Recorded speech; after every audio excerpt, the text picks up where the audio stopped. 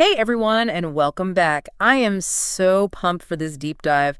It's one of those rabbit holes that just sucks you right in. Oh, yeah, I can see that. I love these kind of like, what would you call them? Like cinematic universes. Makes you feel like a detective connecting all the dots. Right. It's like a treasure hunt for movie nerds. And today's treasure map starts with this new film, Descendant. I was reading this movie web thread about it, and let's just say the premise is a doozy. We've got an expectant father, aliens, reality bending, the whole nine yards. Sounds wild. So Yeah. what's the twist? What makes this deep dive worthy? Well, the twist is this isn't the first time these filmmakers, Justin Benson and Aaron Moorhead, have played this game. They've got this thing for connecting their movies in really subtle ways. Oh, they're those kind of guys. Respect that. Always leaves you wondering what you might have missed. So what's the connection this time? This time, it's a visual motif, a mysterious red flower that pops up in Descendant AD 3 of their previous films. Resolution, The Endless, and Synchronic. Okay, so we get a recurring motif. Always a good sign there's something deeper going on. What are we thinking? Like a literal drug? A symbol? What's the deal with this red flower? The movie web thread is speculating it's some kind of catalyst, like a drug that triggers all the sci-fi horror stuff in each film. And these guys work a lot with cosmic horror, so that adds a whole other layer to it. Oh man, cosmic horror. That's like next level stuff.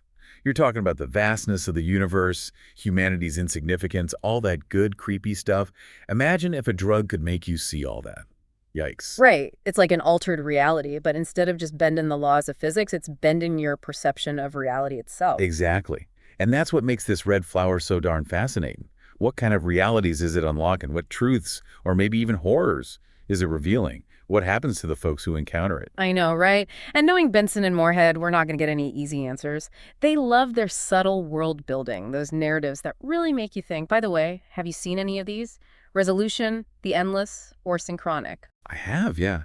And what gets me is how they take these cosmic horror ideas and layer them onto like everyday situations. Yeah. You start with characters dealing with regular human relationships, addiction, all that, and then bam, reality starts unraveling. You get these glimpses of something way bigger and scarier at play. Oh, that's so good. You just nailed it with that layering thing. It makes you wonder how much of the horror is external, like from those cosmic forces, and how much is internal, like the characters just kind of losing it.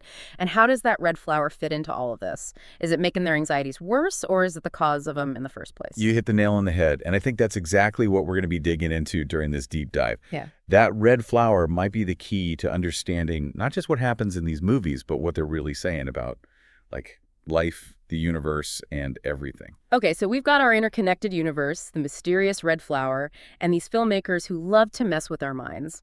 Let's break it down, film by film, starting with their 2012 movie, Resolution. What kind of vibe does this one set up? Resolution's a good place to start because, well, it kind of eases you in, you know? Yeah. Like a lot of good cosmic horror, it starts grounded, feels like one of those like dark indie dramas, two friends, one struggling with addiction and the other's trying to help. It's not until later that things start getting, well, strange. Yeah, that slow burn really gets it. Like you're just hanging out with these guys and suddenly something feels a little off, like reality's getting a little wobbly, really gets that creep and dread going. Exactly. And the red flower, well, that plays a key role in that. It's subtle at first, you might even miss it. But as the story goes on, it starts to feel, well, significant. And they never explain it outright, which makes it even creepier, you know? Oh, that's so true. Leaving things unexplained is like cosmic horror 101. It's that fear of the unknown, what we can't understand. Speaking of things we can't understand, The Endless from 2017, that one seems to crank up the cosmic horror, wouldn't you say? Oh, for sure. The Endless gets seriously weird. And get this, it's actually got the same characters from Resolution, but it's not like a sequel exactly. It's more like stepping sideways into a different dimension or something.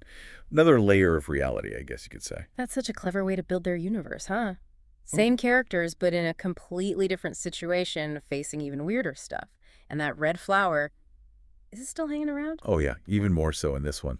It's like it's getting stronger, or maybe its true nature is starting to show. And it's not just affecting individuals anymore, it's messing with entire communities, maybe even time itself. Time travel, huh? Makes me think of Synchronic, their 2019 film. We don't have a lot to go on from the source, but just the title and where it falls in this whole red flower timeline feels like it might be the most like straight up sci-fi of the bunch. Good eye. You're Yeah. spot on with that. Synchronic kind of feels like the next step. We're going from the mystery of the red flower to something more concrete, something you could maybe study, maybe even use, which is, a whole other can of worms. And I bet the characters in Synchronic are dealing with some pretty heavy stuff. Like, if Yeah. you can control time, what does that do to you? To your identity, how you see the world? Cause and effect. Feels like a recipe for some serious psychological horror, too, right? Right. It's not just the time travel itself, it's what it does to your head. Yeah. How can you trust anything when time's all messed up? And Benson and Moorhead, well, they're going to explore all that stuff with a whole lot of depth and complexity, way more than your average time travel flick. You think they're going to give us the origin story of the red flower? Like, finally reveal what it's all about, maybe even where it came from? Are those aliens involved somehow? Could be. Imagine the red flower isn't just some natural thing, but something created, maybe by those aliens, like a tool, technology, maybe even a weapon they left behind. Classic sci-fi stuff, ancient aliens and lost tech, Yeah. but in Benson and Moorhead's hands. Whoa, now that gives me chills, especially with that whole expectant father angle. What if the red flower's effects are, like, amplified because he's connected to this new life, this pure, untainted potential?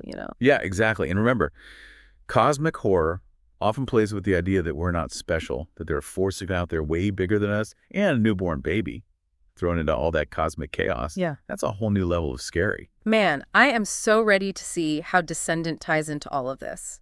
But before we get too lost in the speculation, can we just take a second to appreciate what Benson and Moorhead have already done? Building this whole interconnected world, it's not just about cool Easter eggs for the fans. They're actually telling a story across multiple films, and that's pretty impressive. For sure. They're not messing around. They're artists, crafting this huge tapestry, each movie adding another layer.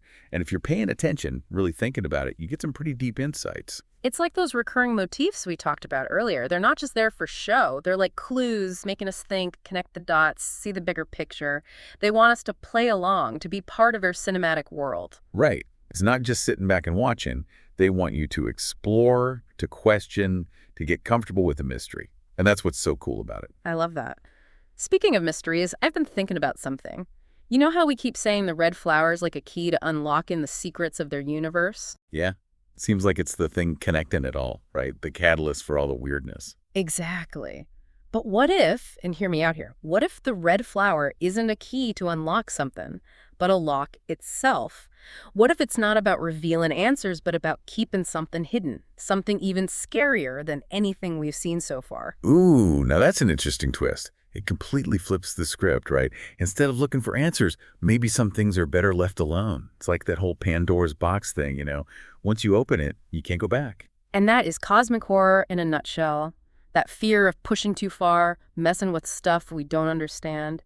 And thinking back to Resolution, The Endless Synchronic, there are hints that the red flower is more than just a fun trip, right? There's this darkness, this danger lurking underneath. Right, you're picking up what they're putting down. And if that's true, if it's a lock and not a key, Descendant becomes a whole different ballgame.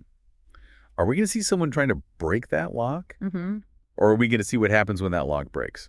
This is why I love deep dives like this. We're going beyond the surface, talking about the deeper meanings, the bigger questions. Like, what are these movies trying to tell us about ourselves, But where we fit in this whole crazy universe. And that's the power of cosmic horror, man. It forces us to confront the unknown, to question everything, to realize how small we are in the grand scheme of things. And honestly, that can be kind of scary, but also kind of awesome, All right, before we go full existential crisis here, let's bring it back down to earth a little bit.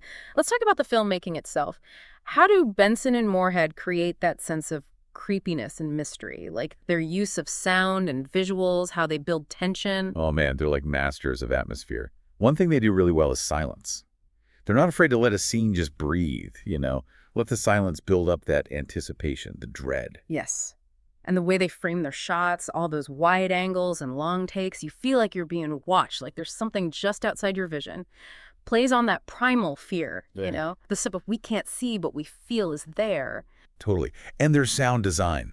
Forget about it. They use these subtle distortions, weird soundscapes. It's like reality itself is bending around the edges. And they don't need jump scares or any of that cheap stuff.